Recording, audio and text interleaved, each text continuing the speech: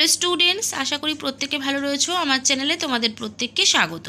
আজকে আমাদের আলোচনার বিষয় হলো সপ্তম শ্রেণীর ইতিহাসের চতুর্থ অধ্যায় দিল্লির সুলতানি। এখান থেকে আমরা যে সমস্ত তোমাদের কোশ্চেনগুলো হতে পারে এই চ্যাপ্টার থেকে প্রতিটা লাইন খুঁটিয়ে কিন্তু কোশ্চেন অ্যান্সার এই ভিডিওতে করে দেওয়া রয়েছে। তো তোমরা যারা চ্যানেলে নতুন অবশ্যই কিন্তু চ্যানেলটিকে সাবস্ক্রাইব করে রেখো পরবর্তী ভিডিওগুলো দেখার জন্য। ভিডিওটা ভালো লাগলে অবশ্যই একটা লাইক করে বন্ধুদের সাথে শেয়ার করো। তো চলো আলোচনা করি। আজকে আমাদের আলোচনার বিষয় হচ্ছে সপ্তম শ্রেণীর ইতিহাসের চতুর্থ অধ্যায়ের কোশ্চেন অ্যান্সার। দেখো, আগে আমরা পড়বো হচ্ছে পেজ নম্বর 43 থেকে যে সমস্ত কোশ্চেন আনসারগুলো রয়েছে। তো দেখো, ফার্স্ট কোশ্চেন বলছে যে মোহাম্মদ ঘুরি কখন মারা যান। তো উত্তর হবে মোহাম্মদ ঘুরি মারা যান হচ্ছে 1206 খ্রিস্টাব্দে। সেকেন্ড কোশ্চেন হচ্ছে মোহাম্মদ ঘুরি মারা যাওয়ার পর তার অঞ্চলগুলি তার কয়জন অনুচরদের মধ্যে ভাগ হয়ে যায়, তাদের নাম লেখো। তো উত্তর আমরা লিখবো 4 জন অনুচরদের মধ্যে ভাগ হয়ে যায়। তারা হলেন যে তাজউদ্দিন ইয়ালদুক, তারপরে হচ্ছে বখতিয়ার খলজি, কুতুবুদ্দিন আইবক, আর একটা হচ্ছে নাসিরুদ্দিন কুবাচা। নেক্সট কোশ্চেন বলছে 3 নম্বর যে সুলতান কি। উত্তর হবে সুলতান হলো একটা উপাধি। নেক্সট কোশ্চেন আরবি ভাষায় সুলতান শব্দের অর্থ কি। উত্তর হবে কর্তৃত্ব বা ক্ষমতা। নেক্সট কোশ্চেন দেখো, 5 নম্বর কোশ্চেন বলছে সুলতানি কাকে বলে। উত্তর লিখব যে অঞ্চলের মধ্যে সুলতানের কর্তৃত্ব চলতো তাকে বলা হতো সুলতানত বা সুলতানি। নেক্সট কোশ্চেন দিল্লি সুলতানি কাকে বলে। উত্তর হবে দিল্লিকে কেন্দ্র করে ভারতবর্ষে সুলতানদের ক্ষমতা ও কর্তৃত্ব বজায় ছিল, তাই তার নাম হচ্ছে দিল্লি সুলতানি। নেক্সট কোশ্চেন বলছে যে খলিফা কাকে বলে। তো দেখো, উত্তর হবে যে হজরত মোহাম্মদের মৃত্যুর পর ইসলামীয় জগতে প্রধান শাসক ছিলেন খলিফা। নেক্সট কোশ্চেন হচ্ছে খলিফা ও সুলতানিদের মধ্যে সম্পর্ক কেমন ছিল। উত্তর হবে হজরত মোহাম্মদের মৃত্যুর পর ইসলামীয় জগতে প্রধান শাসক ছিলেন খলিফা। তবে ত্রয়োদশ শতকে মুসলমানদের কর্তৃত্ব ছিল বিশাল অঞ্চলে। একজন খলিফার পক্ষে সমস্ত অঞ্চলের শাসন করা সম্ভব ছিল না, তাই খলিফার থেকে অনুমোদন নিয়ে নানান ব্যক্তিরা শাসন করতেন। তেমনি ভারতবর্ষ বা হিন্দুস্তানের শাসক ছিলেন সুলতানরা। খলিফাকে সুলতানরা খুব মেনে চলতেন তা নয়, তবে মাঝে মধ্যেই কে সুলতান হবে তা নিয়ে গোলমাল শুরু হতো। তখন খলিফার অনুমোদিত প্রার্থী সেই অঞ্চলের শাসক হতো। এবার আসছি পেজ নম্বর 44 থেকে যে সমস্ত কোশ্চেন অ্যান্সারগুলো। দেখো তাহলে 44 পেজের ফার্স্ট কোশ্চেন হচ্ছে খুতবা কথার অর্থ কী। তো উত্তর হবে খুতবা কথার অর্থ হচ্ছে ভাষণ। কোনো সুলতানের শাসনকালে মসজিদের ইমাম একটি ভাষণ পড়তেন। শুক্রবারের দুপুরে নামাজের পরে সবার সামনে ওই ভাষণ বা খুতবাটি পাঠ করা হতো। নেক্সট কোশ্চেন হচ্ছে কুতুবুদ্দিনের জামাই কে ছিলেন। উত্তর হবে ইলতুৎমিশ। নেক্সট কোশ্চেন প্রথম দিকে ইলতুৎমিশকে কেউ সুলতান বলে মানতে চায়নি কেন। তাহলে প্রথম দিকে ইলতুৎমিশকে কেউ সুলতান বলে মানতে চায়নি, তার কারণ দেখো, এক হচ্ছে যে ইলতুৎমিশ কুতুবুদ্দিনের জামাই ছেলে নন। 2 নম্বর হচ্ছে নাসিরুদ্দিন কুবাচা মুলতান থেকে এসে লাহোর ও পাঞ্জাবের খানিক অংশ দখল করে নিয়েছিলেন। 3 নম্বর হচ্ছে অন্যান্য অঞ্চলে ক্ষমতাবান তুর্কিরা কর্তৃত্ব করতে লাগলেন। নেক্সট প্রশ্ন হচ্ছে যে আমির কথার অর্থ কী। উত্তর হবে আমির কথার অর্থ হচ্ছে উঁচু বংশে জন্ম, বড়লোক ব্যক্তি। তবে দিল্লি সুলতানের ইতিহাসে শাসন কাজে নিযুক্ত বিশিষ্ট ব্যক্তিদের আমির বলা হতো। নেক্সট কোশ্চেন বলছে দূর্বাস শব্দের অর্থ কী। উত্তর হবে স্বাধীন শাসনের প্রতীক দণ্ড হচ্ছে দূর্বাস। পরের প্রশ্ন খিলাত শব্দের অর্থ কী। উত্তর হবে খিলাত শব্দের অর্থ হচ্ছে আনুষ্ঠানিক পোশাক। নেক্সট কোশ্চেন ইলতুৎমিশ কবে খলিফার থেকে অনুমোদন পান। উত্তর হবে 1229 খ্রিস্টাব্দে ইলতুৎমিশ খলিফার থেকে অনুমোদন পান। এবার আসছি আমরা পেজ নম্বর 45 থেকে যে সমস্ত কোশ্চেনগুলো হবে। ফার্স্ট কোশ্চেন হচ্ছে ইলতুৎমিশের সময় দিল্লি সুলতানের সামনে প্রধান 3টি সমস্যা কী ছিল। তো দেখো, দিল্লির সুলতানের সামনে যে ইলতুৎমিশের সময় যে প্রধান সমস্যাগুলো সেগুলো, এক হচ্ছে কিভাবে সাম্রাজ্যের মধ্যে বিদ্রোহী শক্তিকে দমন করা যাবে। 2 হচ্ছে কিভাবে মধ্য এশিয়ার দুর্ধর্ষ মঙ্গল শক্তিকে মোকাবেলা করা যাবে।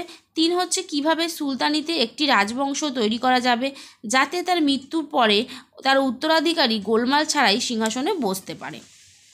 নেক্সট কোশ্চেন ইলতুৎমিশের সার্থক উত্তরাধিকারী কে ছিলেন। উত্তর হবে সুলতানা রাজিয়া।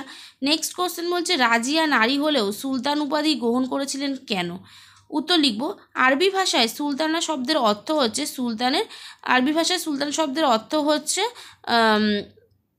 সুলতানের স্ত্রী, কিন্তু রাজিয়া কোনো সুলতানের স্ত্রী ছিলেন না, তাই রাজিয়া তার মুদ্রায় তিনি নিজেকে সুলতান বলে দাবি করেছেন। নেক্সট কোশ্চেন বলছে রাজিয়ার মৃত্যু কবে হয়? উত্তর হবে 1280 খ্রিস্টাব্দে রাজিয়ার মৃত্যু হয়েছিল।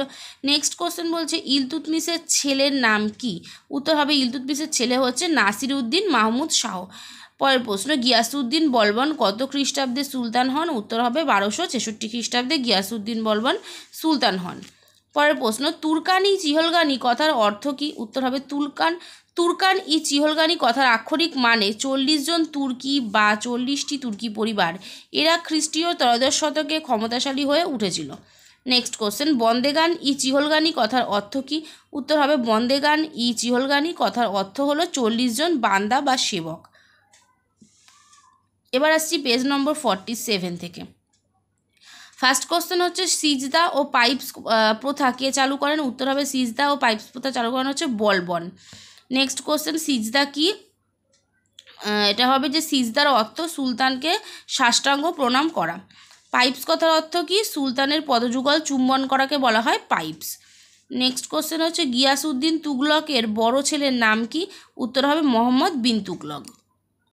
নেক্সট কোশ্চেন বলছে খলজি বিপ্লব কাকে বলে? উত্তর হবে 1290 খ্রিস্টাব্দে জালালউদ্দিন ফিরোজ খলজি বলবনের বংশধরদের ক্ষমতা থেকে সরিয়ে দিয়ে সুলতান হন। এই ঘটনাকে খলজি বিপ্লব বলা হয়। নেক্সট কোশ্চেন হচ্ছে কার আমলে ইবন বতুতা ভারতে আসেন? উত্তর হবে মোহাম্মদ বিন তুগলকের আমলে ইবন বতুতা ভারতে আসেন। নেক্সট কোশ্চেন বলছে ইবন বতুতা কোন দেশের লোক ছিলেন? উত্তর হবে উত্তর আফ্রিকার মরক্কো দেশের লোক ছিলেন হচ্ছে ইবন বতুতা। নেক্সট কোশ্চেন বলছে ইবন বতুতার লেখা ভ্রমণ বিতরণীর নাম কি? ভ্রমণ বিবরণীর নাম লেখো। উত্তর হবে অল রিহালা। এবার আসছি পেজ নম্বর 49-এ। বলছে উলাক কাকে বলা হতো? উত্তর হবে ঘোড়ার ডাকের ব্যবস্থাকে উলাক বলা হতো। নেক্সট কোশ্চেন বলছে দাওয়া কাকে বলা হতো? উত্তর হবে পায়ে হাঁটা ডাক ব্যবস্থাকে দাওয়া বলা হতো। পেজ 50 থেকে কোশ্চেন অ্যান্সার হচ্ছে পাগলা রাজা কাকে বলা হয়? উত্তর হবে মোহাম্মদ বিন তুগলককে পাগলা রাজা বলা হয়। এবার আসছি মোহাম্মদ বিন তুগলককে পাগলা রাজা বলার কারণগুলো লেখো। তাহলে দেখো মোহাম্মদ বিন তুগলক আসলে পাগলা ছিলেন না, তবে তার বেশ কিছু খামখেয়ালি আচরণ বা সিদ্ধান্তের জন্য তাকে কেউ কেউ পাগলা রাজা বলেছেন।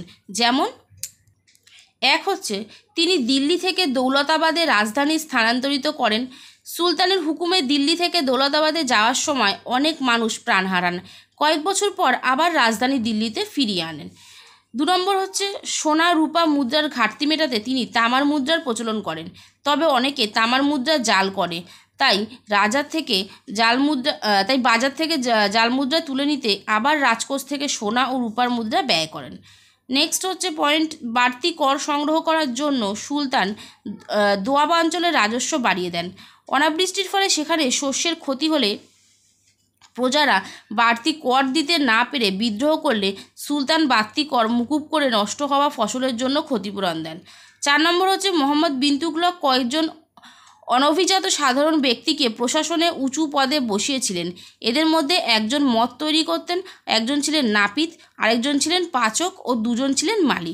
এইসব কারণেই কিন্তু মোহাম্মদ বিন তুগলকে কেউ কেউ পাগলা রাজা বলে আখ্যা দিয়েছেন। তাহলে কিন্তু আমরা দেখো দিল্লি সুলতানি থেকে বেশ কিছু কোশ্চেন উত্তর আমরা আলোচনা করে ফেললাম। অবশ্যই প্রত্যেকে ভিডিওটা পুরোপুরি দেখো, কেমন লাগছে ভিডিও জানিও। ভিডিও ভালো লাগলে অবশ্যই একটা লাইক করে চ্যানেলটাকে সাবস্ক্রাইব করে বন্ধুদের সাথে শেয়ার করো। তো চলো আজকের মতো এ পর্যন্তই, দেখা হবে নেক্সট ভিডিওতে।